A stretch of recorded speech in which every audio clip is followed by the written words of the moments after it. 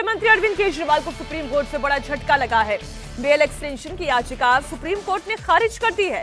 Medical grounds पर अरविंद केजरीवाल ने 1 हफ्ते का एक्सटेंशन मांगा था। सुप्रीम कोर्ट ने अरविंद केजरीवाल की याचिका सुनने से इनकार कर दिया है। अरविंद केजरीवाल ने 1 हफ्ते का एक्सटेंशन इसलिए मांगा था, उन्होंने कहा था कि उन्हें कुछ मेडिकल ट्रीटमेंट्स की और कुछ टेस्ट की सख्त आवश्यकता है क्योंकि उनका वजन बीते दिनों में बहुत तेजी से घटा है, कोई बड़ी परेशानी भी हो सकती है। लेकिन कोर्ट ने उनकी याचिका को सुनने से इनकार कर दिया है। हमारी सहयोगी गोनिका अरोड़ा इस वक्त जुड़ गई हैं। गोनिका, कोर्ट ने क्या कहा?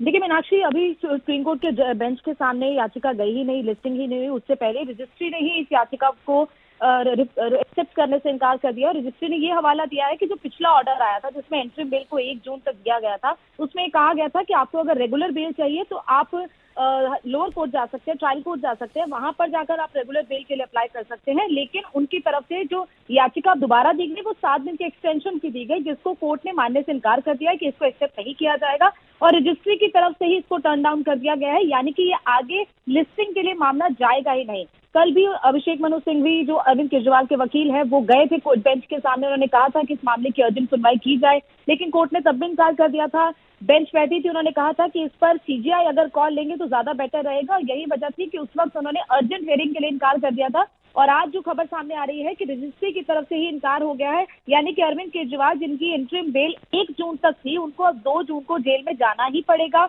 अंटिल अनलेस वो रेगुलर बेल के लिए ट्रायल कोर्ट में अप्लाई करते हैं। लेकिन अभी तक उन्होंने ट्रायल कोर्ट में अप्लाई नहीं किया है और सिर्फ 2 या 3 दिन बचे हैं उनके एंट्रिम बिल को खत्म होने में। ऐसे में देखना होगा कि उनके वकील आगे, उनकी लीगल टीम आगे क्या स्टेप्स लेती है। लेकिन उसके साथ साथ कोर्ट जो रजिस्ट्री ने ये भी कहते हुए इनकार किया कि वर्डिक्ट जो उनके अरविंद केजरीवाल ने अपनी अरेस्ट को चैलेंज किया था वो पहले से ही इस पूरे मामले में रिजर्व कर दिया है, उस पर फैसला अभी आना बाकी है।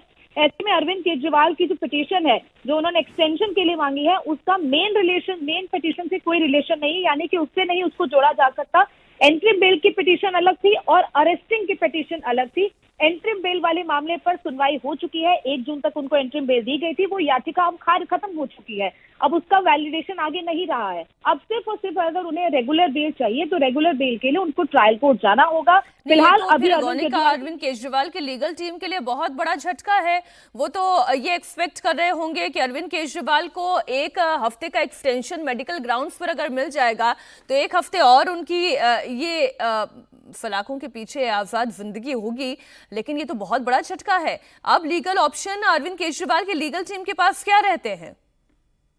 देखिए, क्योंकि जो लीगल ऑप्शन सुप्रीम कोर्ट ने उनके लिए खोला था कि आप रेगुलर बेल के लिए ट्रायल कोर्ट जाएं, वही लीगल ऑप्शन फिलहाल उनके पास बाकी है। क्योंकि सुप्रीम कोर्ट में जो उन्होंने एक्सटेंशन की मांग की थी वो ऑलरेडी जो पिटीशन थी उस पर मांग की थी, लेकिन क्योंकि वो पिटीशन पे सुनवाई हो चुकी है, फैसला आ चुका है, ऐसे में उस पिटीशन पर आगे कोई भी एड ऑन नहीं हो सकता। यही वजह है कि कोर्ट ने इसको मेंटेनेबल नहीं माना है, यानी कि इसको स्वीकार ही नहीं किया जा सकता है। और यही वजह है कि कोर्ट ने कहा है कि अब आप ट्रायल कोर्ट के लिए जाएं, जो कि आपको सुप्रीम कोर्ट ने पहले ही ऑर्डर में सजेशन दिया था कि आपके पास ये लिबर्टी है कि आप ट्रायल कोर्ट में रेगुलर बेल के लिए अप्लाई कर सकते हैं। अभी सिर्फ उनके पास यही ऑप्शन है कि वो ट्रायल कोर्ट में रेगुलर बेल के लिए अप्लाई करें, लेकिन मेडिकल ग्राउंड पे करें या किन आधार पे करें ये उनकी टीम को डिसाइड करना है। हालांकि अपना ग्राउंड तो वो बदल नहीं सकते। अब मतलब ये तो खैर लीगल टीम उनकी तय करेगी, लेकिन एक बार अगर वो अपने स्वास्थ्य कारणों का हवाला दे चुके हैं तो फिर से कोई और कारण दिया जाएगा, ऐसी उम्मीद कमी दिखाई देती है। लेकिन बहुत शुक्रिया गोनिका पूरी जानकारी के लिए आपका।